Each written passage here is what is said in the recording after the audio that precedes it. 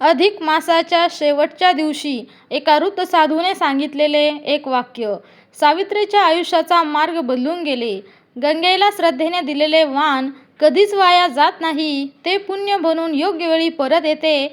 त्या एका वाणामुळे घडलेला चमत्कार संपूर्ण गावाला थक्क करून गेला. नमस्कार मंडळी, श्री स्वामी समर्थ. आपण पाहणार आहोत अधिक मासाची कथा. महाराष्ट्रातील एका छोट्याशा गावात सावित्री नावाची एक धार्मिक आणि कष्टाळू स्त्री राहत होती. तिचे आयुष्य साधे होते, पण संकटांनी भरलेले होते. पतीचा व्यवसाय तोट्यात गेला होता, मुलाच्या नोकरीचे काही ठरत नव्हते आणि घरात सतत आर्थिक अडचणी होत्या. तरीही सावित्रीचा देवावरील विश्वास कधीच डळमळीत झाला नाही. त्या वर्षी अधिक मास आला होता. गावातील मंदिरात रोज कीर्तन, प्रवचन आणि धार्मिक कार्यक्रम होत होते. गावातील स्त्रिया विविध व्रत उपासना करत होत्या. सावित्री ही रोज मंदिरात जाऊन भक्तिभावाने पूजा करत असे. एके दिवशी मंदिरात आलेल्या एका ज्ञानी साधूंनी प्रवचनात सांगितले, अधिक मास हा भगवान विष्णूंचा प्रिय महिना मानला जातो. या काळात केलेले दान, जप, तप आणि सेवा अनेक पटींनी फळ देते. विशेषतः नदीला किंवा गंगा मातेला श्रद्धेने अर्पण केलेले वाण मनुष्याच्या जीवनातील अनेक अडथळे दूर करते. सावित्रीने हे शब्द मनात साठवून ठेवले. प्रवचनानंतर ती साधूंकडे गेली आणि नम्रपणे विचारले, महाराज, माझ्या घरात अनेक अडचणी आहेत, मी काय करू?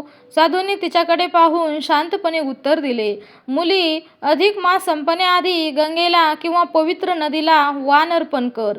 पण लक्षात ठेव, वाणापेक्षा महत्त्वाची असते तुझी श्रद्धा. सावित्रीने विचारले, महाराज, वाणात काय द्यावे? साधूंनी सांगितले, हळद, कुंकू, अक्षता, फुले, फळे, थोडे धान्य आणि मनापासून केलेली प्रार्थना हे सर्वात मोठे वाण आहे. दुसऱ्या दिवशीपासून सावित्री तयारीला लागली. घरात जास्त पैसे नव्हते, तरीही तिने थोडे तांदूळ, हळद, कुंकू आणि काही फुले गोळा केली.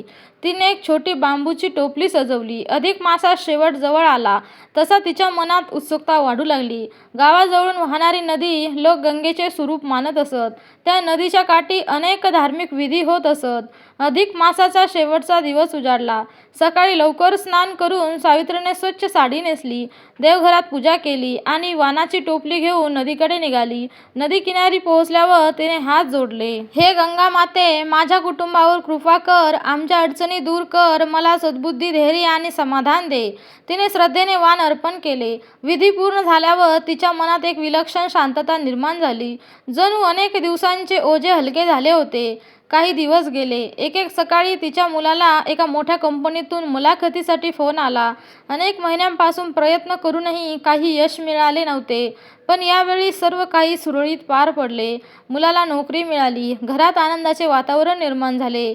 सावित्रीने देवाचे आभार मानले. काही महिन्यांनी तिच्या पतीच्या व्यवसायातही सुधारणा होऊ लागली.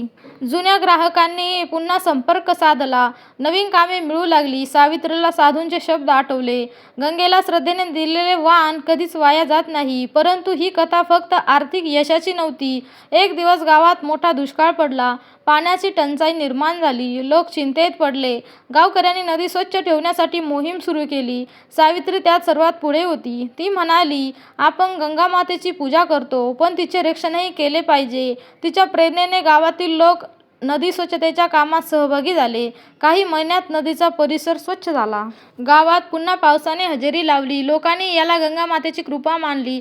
एके दिवशी तोच वृद्ध साधू पुन्हा गावात आला. सावित्रीने त्यांना नमस्कार केला. साधूंनी विचारले, मुली, गंगेला वाण अर्पण केलेस का? सावित्री हसली, हो महाराज, आणि त्यानंतर माझे जीवन बदलले. साधू म्हणाले, जीवन बदलणारे वाण नव्हते, बदलली ती तुझी श्रद्धा. तुझ्या कृपेने आणि तुझी सेवा हे ऐकून सावित्रीच्या डोळ्यात पाणी आले. त्या दिवसानंतर सावित्री गावातील स्त्रियांना एक गोष्ट नेहमी सांगू लागली, वाण म्हणजे केवळ वस्तू अर्पण करणे नाही, वाण म्हणजे कृतज्ञता. नदी आपल्याला जीवन देते, पाणी देते, अन्न देते, तिच्या प्रती आदर व्यक्त करणे हेच खरे वाण आहे. तिच्या या विचारांचा प्रभाव अनेकांवर पडला. दरवर्षी अधिक मासात गावातील लोक नदीकाठी एकत्र जमू लागले. पूजा, दान आणि स्वच्छता अभियान आयोजित करू लागले. गावाची ओळख बदलली. वर्षानुवर्ष लोटली. सावित्री वृद्ध झाली. एका अधिक मासाच्या दिवशी ती पुन्हा नदी किनारी गेली. सूर्यास्त होत होता. नदीचे पाणी सोनेरी रंगात चमकत होते. तिने हात जोडले आणि म्हणाली, हे गंगा माते, तू मला संपत्तीपेक्षा मोठी गोष्ट दिलीस, विश्वास. तिच्या चेहऱ्यावर समाधान होते. त्या क्षणी तिला जाणवले की खरे पुण्य म्हणजे मनातील शांती. अधिक मासात नदीला किंवा गंगा मातेला श्रद्धेने वाण अर्पण करण्याची परंपरा अनेक ठिकाणी आढळते. धार्मिक श्रद्धेनुसार हे पुण्यकारक मानले जाते.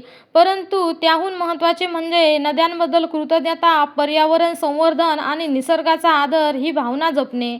श्रद्धेने केलेले दान, प्रार्थना आणि सेवा यांचे खरे फळ मनशांती, सकारात्मकता आणि चांगले कर्म यात असते.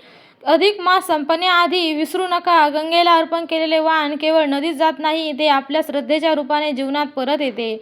भक्त मंडळी, तुम्हाला ही कथा आवडली असेल तर पवित्र धर्मकथा या चॅनलला नक्की सबस्क्राईब करा आणि व्हिडिओ आवडला असेल तर लाईक नक्की करा. धन्यवाद.